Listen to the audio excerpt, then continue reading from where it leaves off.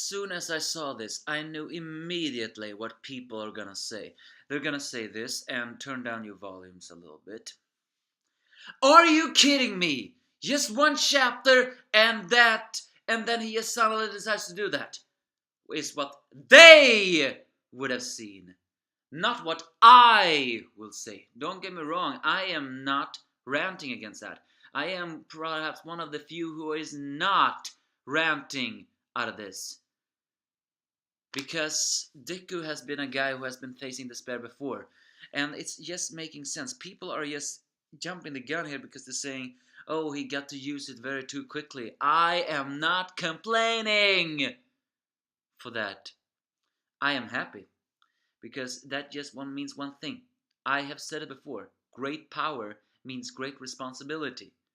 And right now, what Deku is using is the responsibility. He has the quirks, so of course he's gonna use them.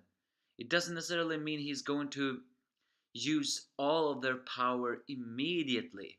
Even if he uses them immediately, he can use them immediately because they are his! It's in the heart. People need to realize that. So yes, this is the My Hero Academia, Boku no Hero Academia, chapter 2, 114. Pretty nice color page of everyone of the current top 10 facing off, and who's gonna facing off in the next the top 10 favorite character in the 4 popularity polls will gather. So who will be the most popular? It's a pretty fantasy story of it all. It's a pretty nice picture. Elsewhere, the teacher wonders why Eraserhead won't stop all of these things, but saying that Midoriya and Shinzo have fights left in them. Otherwise, as Vlad King is saying that he has a soft spot for them. But in the end, Eraserhead said just so. I find that really ironic. He has no soft spot for anyone. So, as Uchako gets to Deku's side, it's revealed that Deku is not using one for all right now. There's some implications that he has lost it, or maybe he just doesn't want to use it because, well, he is in his current state. He cannot use that power so wholeheartedly. But Shinzo is right in for his eyes, so they're not gonna retreat. He's gonna fight, and he's gonna fight quirkless. The strange thing is that when Uchako says, "Are you gonna fight quirkless?" I don't know why, but I'm getting a strange feeling that she is, well, is she judging that? I mean, it's Deku's face when she says that makes me a little bit worried. So Deku asks for a feeling. Elsewhere, Ashido and Mina are fighting off against the other two of the Twin Impact and Giant. And here, surprisingly, Mineta, well, of course he ruins that with another one of his perversion. But I know one YouTuber who would probably be pretty happy if he saw this, if he now reads that manga again. I don't watch his reviews. And that is, I think that YouTuber's name was Roger Base, because there's one scene here I think he will be pretty happy about, because I once believed that he said that Mineta was his favorite character, but I don't watch his videos anymore. Either way, it's the fact that Mineta actually managed to block a Twin Impact using a new attack called Group Buckler, basically taking his, well, grapefruits onto a plate, making it like a rubber ball of some sort. He's saying something like, and he's even fast enough to do it, because he's saying that when they pop off, he can jump on them because the balls without getting stuck. So he threw them around to make traps and made personal trampolines, almost similar on how Gentle used his atmosphere quirk to become trampolines. Of course, when the power of the Twin Impacts, he may block the damage, but he still gets sent flying right into Ashido's chest. Although I have a feeling that was actually all according to plan. So Ashido takes Mineta and spins with a new attack called Acid Layback, while Mineta uses the balls to, well, keep jumping around, all the while probably wanting to feel the girls. It's a pretty amazing combo technique. I mean, you never expected the perverted guy Mineta and the ditzy dancer Ashido to work that well together. But I think, strangely, if we never mind the fact that Mineta is a pervert and the fact that Ashido is a, well, uh, um, a ditzy dancer, I think they are pretty good friends.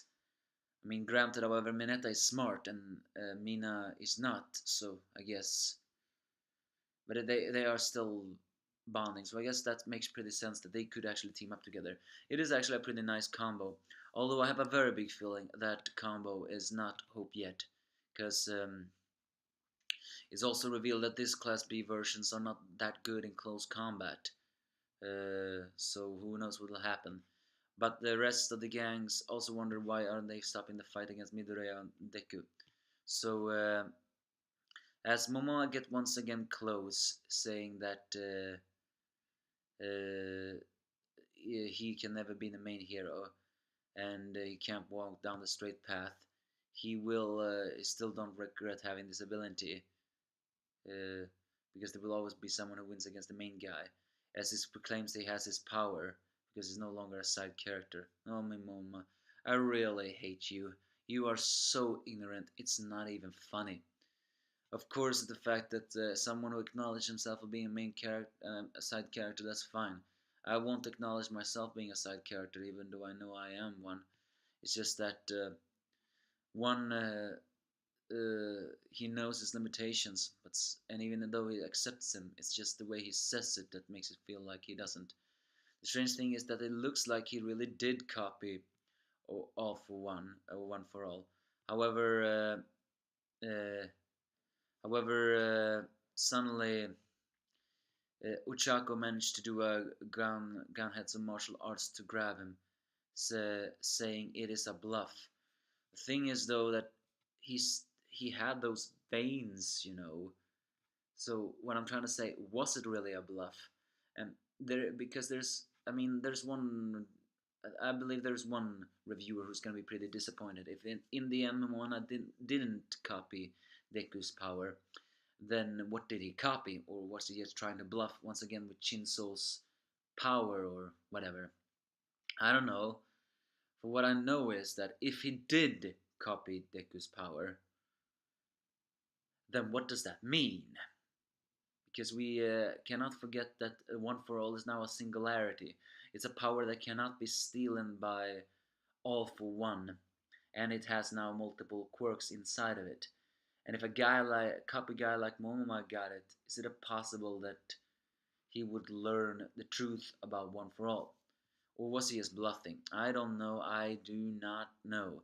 All I know is that Ushako managed to uh, uh, put grab him and pin him down to the ground. That was satisfying to see. I'm glad Ushako could do that. Although the fight is not over yet, as Shinso pulls out this rope, and then it turns out that they could get in close to him because, well, that was Oshako's plan, or I mean their plan. The favor was that that Ushako would use her zero gravity on him so that he could plunge right into Shinso's chest and get into close combat. Uh, and now they are facing off against each other, Deku and Shinso, and they are, well, close combat. However, and we finally see a flashback on when Eraserhead uh, trained Shinso, because yes, it did turn out that Shinso really was Eraserhead's extra apprentice. And as I said before, a lot of I have just believed that Shinso could have just been a hero if he just tried. Because if you think about it, Eraser Hetto do not also have a quirk for fighting. It's an awesome quirk because he made it awesome. And he even says it here. It took him 5 years to master this technique here. And I think Eraser took pity on Shinso because in the end they're similar. They only have a quirk that can support, not that can deal damage. Meaning that there are things that they need to learn alone, otherwise they will get killed. And Eraserhead is the one who has said that practice makes strength. So practice. Not someone who spends, because I am not someone who spends it on doing useless things. As turns out that he had planned the ropes to pull the debris down on the Deku. But as Deku realizes all of that situation, he remembers the words of the bold user, saying, "What's essential to control is what is in your heart." As slow veins activates from him, he also shows a little melancholy look as the media suddenly rages on in anger as Deku uses small amounts of Black Whip to grab the Dilbris. The fight is not over yet. A new quirk has awakened. And that is the scene that made a lot of people rant as soon as they read the spoilers. Because, well, they're gonna say, wait. Deku learned to control Black Whip immediately. And I'm saying, no, but he learned to use Black Whip immediately. And it's also is the fact that with great power comes great responsibility. And there's someone who knows responsibility more than anyone else. It is Deku. What's essential is in your heart. Your heart controls it. And Deku is all about heart. So of course he can learn to control it. And also, you have to realize that you cannot just train a quirk. You have to throw yourself in dangerous situations to learn to control your quirk. And right now, that's how Deku did it. He cannot let anger get the best of him. And right now, he is not angry. In fact, when he made a very melancholic look, he calmed down. Deku is someone who always looks at others and takes inspiration from it and gets better. He has watched Eraserhead for a very long time. So if he decides to use Black Whip similar to Eraserhead, that is not surprising, because it is Deku! Deku is an analyzer, a nerd, someone who will learn through, well, what is that English word? Experience! So I don't see why people have to dislike this, because I sure did not. Besides, we have yet to see exactly how much of the Black Whip controlled. We'll see, won't we? The fight is not over yet. Hopefully Momoma is over. But did he really copy One for All, or was it a bluff? I don't know, but you can give me your thoughts if you have any.